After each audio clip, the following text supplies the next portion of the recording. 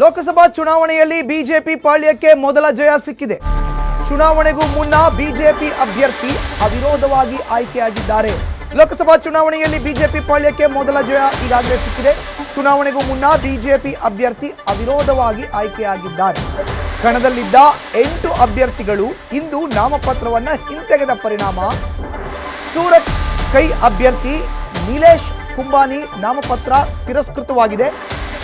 ಮತದಾನಕ್ಕೂ ಮುನ್ನವೇ ಬಿಜೆಪಿ ಅಭ್ಯರ್ಥಿ ಅವಿರೋಧವಾಗಿ ಆಯ್ಕೆಯಾಗಿದ್ದಾರೆ. ಇದು ಬಿಜೆಪಿಗೆ ಮೊದಲ ಗೆಲುವು. ಬಿಜೆಪಿ ಅಭ್ಯರ್ಥಿಯಾಗಿದ್ದಂತಹ ಮುಕೇಶ್ ದಲಾಲ್ ಅವಿರೋಧವಾಗಿ ಆಯ್ಕೆಯಾಗಿದ್ದಾರೆ.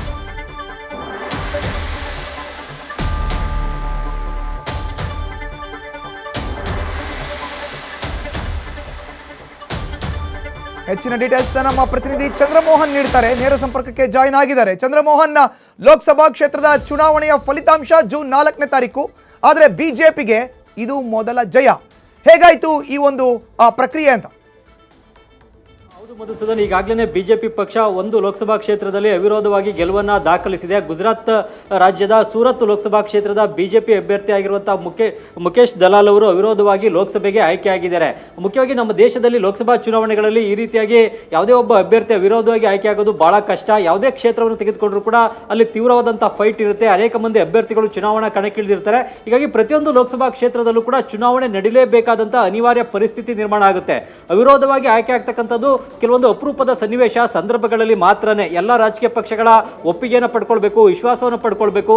ಅಂತ ಸಂದರ್ಭದಲ್ಲಿ ಮಾತ್ರನೇ ಅವಿರೋಧವಾಗಿ ಯಾವುದಾದ್ರೂ ಒಂದು ಲೋಕಸಭಾ ಕ್ಷೇತ್ರದಿಂದ ಆಯ್ಕೆ ಆಗಲಿಕ್ಕೆ ಸಾಧ್ಯ ಆಗುತ್ತೆ. ಆದರೆ ಈ 2024ರ ಲೋಕಸಭಾ ಚುನಾವಣೆಯಲ್ಲೂ ಕೂಡ ಗೆಲುವಿಗಾಗಿ ಒಂದು ಕಡೆ NDA ಮೈತ್ರಿಕೂಟ, ಮತ್ತೊಂದು ಕಡೆಯಲ್ಲಿ ಇಂಡಿಯಾ ಮೈತ್ರಿಕೂಟದ ನಡುವೆ ತೀವ್ರವಾದಂತಹ ಫೈಟ್ ಇದೆ. ಎಲ್ಲ ಕ್ಷೇತ್ರಗಳಲ್ಲೂ ಕೂಡ ಅಭ್ಯರ್ಥಿಗಳು ಕಣಕ್ಕಿಳಿತಾ ಇದ್ದಾರೆ. ಇದರ ಮಧ್ಯೆ ಈಗ ಗುಜರಾತ್ನ ಸೂರತ್ ಲೋಕಸಭಾ ಕ್ಷೇತ್ರದಲ್ಲಿ ಬಿಜೆಪಿ ಅಭ್ಯರ್ಥಿ ಮುಕೇಶ್ ದಲಾಲ್ ಅವಿರೋಧವಾಗಿ ಆಯ್ಕೆಯಾಗಿದ್ದಾರೆ.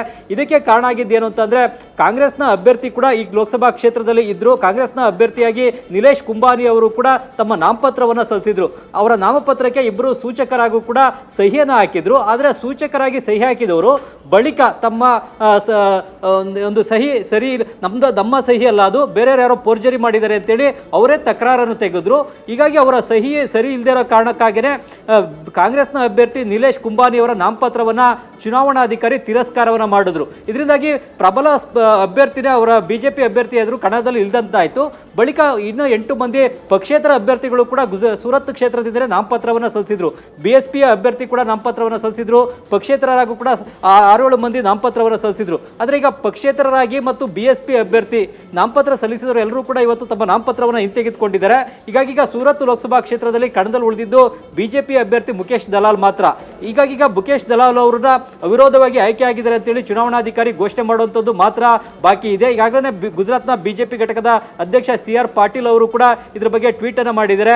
ಪ್ರಧಾನಿ ನರೇಂದ್ರ ಮೋದಿ ಅವರಿಗೆ ಸೂರತ್ನಿಂದ ಮೊದಲ ಕಮಲದ ಕೊಡುಗೆಯನ್ನು ಕೊಡ್ತಾ ಇದ್ದೇವೆ, ಮುಕೇಶ್ ದಲಾಲ್ ಅವರು ವಿರೋಧವಾಗಿ ಆಯ್ಕೆಯಾಗಿದ್ದಾರೆ ಅಂತ ಕೂಡ CR ಪಾಟೀಲ್ ಅವರು ಹೇಳಿದ್ದಾರೆ. ಈ ಮೂಲಕವಾಗಿ ಈಗ ಚುನಾವಣಾಧಿಕಾರಿ ಅಧಿಕೃತವಾಗಿ ಮುಕೇಶ್ ದಲಾಲ್ ಅವರು ಸೂರತ್ ಲೋಕಸಭಾ ಕ್ಷೇತ್ರದಿಂದ ಅವಿರೋಧವಾಗಿ ಆಯ್ಕೆಯಾಗಿದ್ದಾರೆ ಅಂತ ಘೋಷಣೆ ಮಾಡುವಂಥದ್ದು ಮಾತ್ರ ಬಾಕಿ ಇದೆ. ಮತ್ತೊಂದು ಕಡೆಯಲ್ಲಿ ಕಾಂಗ್ರೆಸ್ ಪಕ್ಷ ಚುನಾವಣಾಧಿಕಾರಿಯ ಕ್ರಮವನ್ನು ಈಗ ತೀವ್ರವಾಗಿ ಆಕ್ಷೇಪಿಸ್ತಾ ಇದೆ.